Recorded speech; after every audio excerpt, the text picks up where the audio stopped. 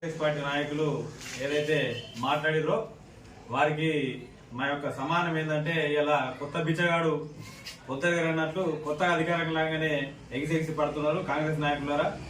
జాగ్రత్త.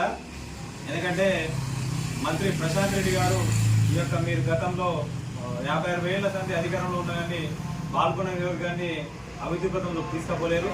మొన్ననే ఎలక్షన్ల కంటే ముందు ప్రశాంత్ రెడ్డి గారు ₹1,00,00,000తో బాల్కనీలో ఇటువంటి ప్రోటీన్ కాపీలు దీని మీద అధికారుల సంతకాలు ఉన్నాయి, ప్రోటీన్ నంబర్లు ఉన్నాయి. మీకు కనుగొనకపోతే మీకు కాపీలు కూడా పంపిస్తాము. చూసి చెక్ చేసుకోండి. అధికారం మీదే ఉంది కాబట్టి చూసి కలెక్టర్ గారి దగ్గరికి తీసుకెళ్ళండి. మీరు ఎక్కడైతే ప్రశాంత్ రెడ్డి గారికి పేరేస్తారన్న ఉద్దేశంతో అభివృద్ధి పనులను ఆపడం జరిగింది.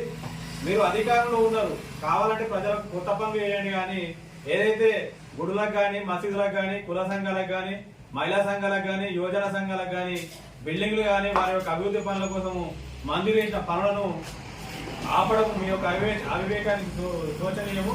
ఎందుకంటే మంత్రి గారికి ఎక్కడ పేరు వస్తుందో, మంత్రి గారు ఎక్కడ పెద్దవారైపోతారు అన్న ఉద్దేశంతో మీరు చిన్న మనసుతో అభివృద్ధి పనులను అడ్డుకున్నారు. దమ్ముంటే మీ యొక్క సీఎం రేవంత్ రెడ్డిని నిలదీయండి. అట్లాగే మీ యొక్క కాంగ్రెస్ పార్టీ నాయకులను నిలదీసి యొక్క అభివృద్ధి పనులు జరిగేలా చూడండి. ముందు వీటి గురించి మాట్లాడిన తర్వాత మీరు ప్రశాంత్ రెడ్డి గారి గురించి మాట్లాడే హక్కు ఉంటుంది. మీరు ప్రశాంత్ రెడ్డి గారి గురించి మాట్లాడే నైతిక హక్కు మీకు లేదు. ఎందుకంటే మీరు ప్రశాంత్ రెడ్డి గారి గురించి మాట్లాడి పెద్దోళ్ళ గురించి మాట్లాడితే పెద్దోళ్ళు చాలా మూర్ఖత్వము. ఎందుకంటే ₹1,00,00,000తో ఇలా పాల్గొనే కాన్షియన్స్ ఇది పాల్గొనే నియోజకవర్గాన్ని అభివృద్ధి చేసిన ఘనత ప్రశాంత్ రెడ్డి గారిది. ఇవాళ రైతుల కోసం చెక్ డ్యామ్ కట్టించిన ప్రశాంత్ రెడ్డి గారు.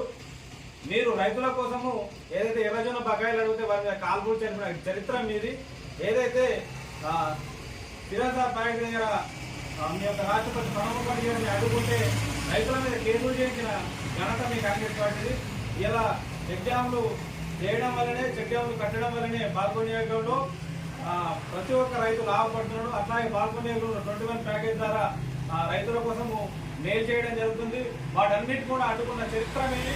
వాటిని అడ్డుకున్న కాదని మీకు ఏదైనా కోపం ఉంటే ప్రశాంత్ రెడ్డి గారి మీద కోపం ఉంటే ప్రశాంత్ రెడ్డి గారి మీద వాటితో వ్యక్తిగతంగా మాట్లాడండి. కానీ ప్రజలకు ఏదైతే అవసరం ఉన్నాయో ప్రజలకు ఏవైతే లబ్ధి పొందుతున్నారో ఆ యొక్క ప్రోటీన్ క్యాప్లు ఉన్నాయి. ఇలా ₹1,00,00,000 అభివృద్ధి పనులు చేపట్టడం జరిగింది. ఇలా కుల సంఘాల పాలనలే కానీ ఇలా శ్మశాన వాటికలకు సంబంధించినటువంటి పనులు కానీ ఇవన్నింటినీ కూడా మీరు ఆపడం జరిగింది. దమ్ముంటే ఫస్ట్ వీటిని మీరు పనులు ప్రారంభించండి.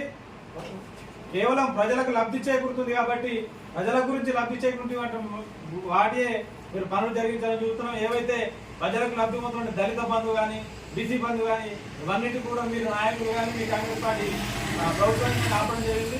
ఇప్పటికైనా మీకు హెచ్చరిస్తున్నాము. రాబోయే దినాల్లో మిమ్మల్ని గ్రామాల్లోకి తిరగని పరిస్థితి వస్తుంది. వచ్చి అధికారంలోకి వచ్చి నెల కూడా కాలేదు, ఇంకా 50 రోజుల్లోపనే అత్యంత వ్యతిరేకత మూడగట్టుకున్నటువంటి అధికార పార్టీ ఉన్న పార్టీ మీ కాంగ్రెస్ పార్టీ.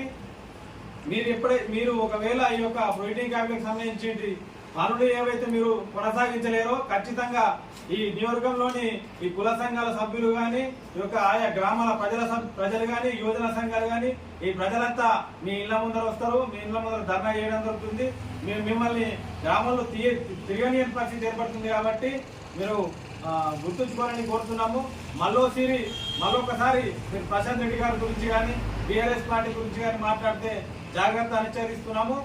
ఏదైతే మీకు గతంలో ఇందిరా పార్క్ లో జరిగిన ఘటన ఏదైతే గుర్తున్నదో తప్పకుండా ఇవాళ పాల్గొండ నియోజకవర్గంలో కూడా అటువంటి పరిస్థితులు మళ్ళా మీకు పునరావృతమని హెచ్చరిస్తున్నాం.